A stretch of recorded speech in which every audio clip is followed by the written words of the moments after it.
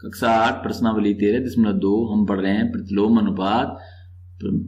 प्रश्न संख्या 8, एक फैक्ट्री को कुछ वस्तुएं 63 दिन में बनाने के लिए 42 मशीनों की आवश्यकता होती है। उतनी ही वस्तुएं 54 दिन में बनाने के लिए कितनी मशीनों की आवश्यकता होगी।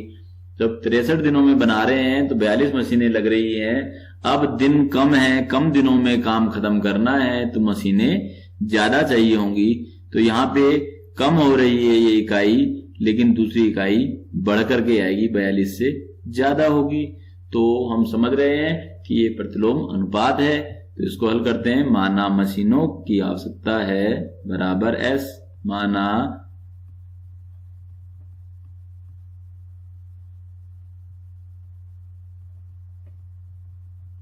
आवश्यकता होगी बराबर X, X मशीनें चाहिए।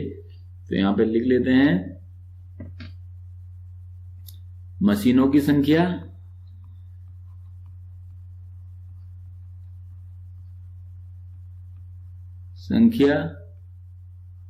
और यहां पे दिनों की संख्या, कितने दिन में, तो काम करने वाले दिनों की संख्या।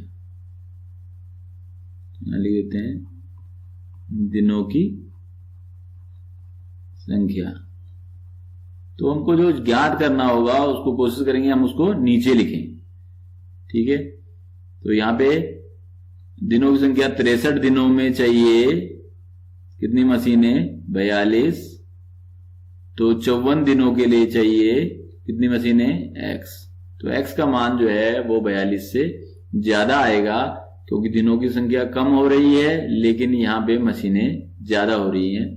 तो ये प्रतिलोम अनुपात वाला प्रश्न है, तो इसको हम लिख देते हैं। चूंकि यह प्रतिलोम अनुपात है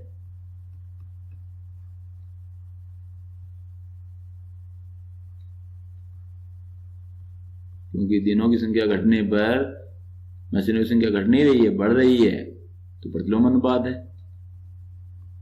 तो प्रतिलोम अनुपात में क्या करते हैं हम, ये करते हैं 63 इंटू 42 बराबर क्या करेंगे, 54 इंटू एक्स।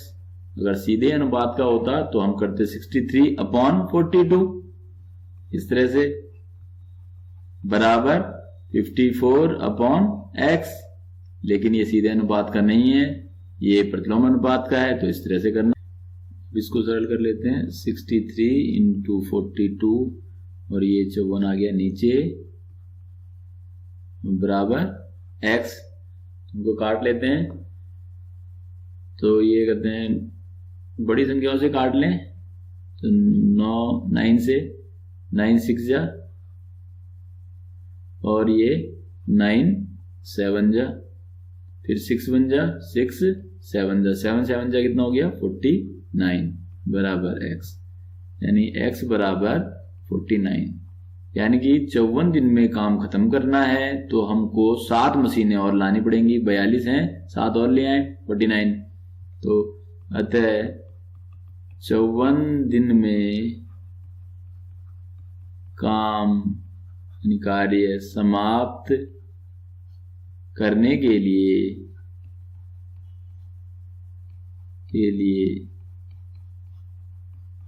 49 मशीनों की यानी कि 7 और मशीनों की आवश्यकता होगी।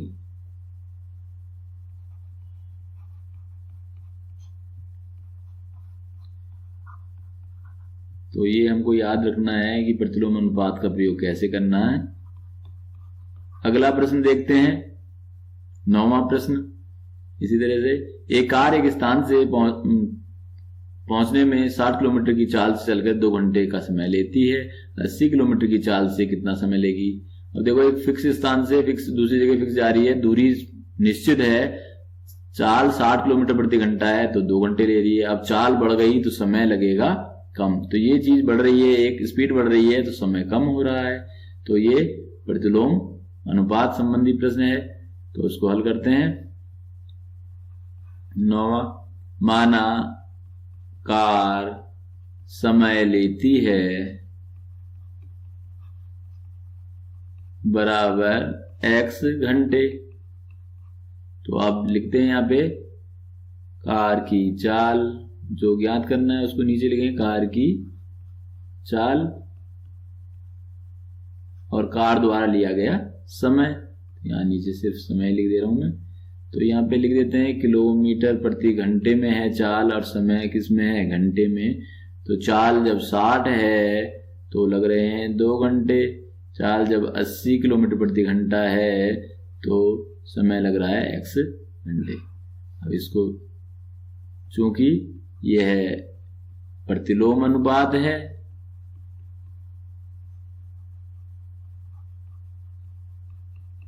तो प्रतिलोम अनुपात में क्या करना है, 60 इंटू 2 इनकी मल्टीप्लाई बराबर 80 इंटू एक्स।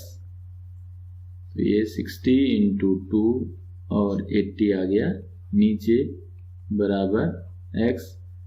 सरल कर लेते हैं, 0 से 0 कैंसिल, 2 1 जा 2 4 जा 8, 2 3 जा 8 2 जा, और 2 से डिवाइड करेंगे तो 1.5 आ जाएगा x, यानी कि 1.5 घंटा।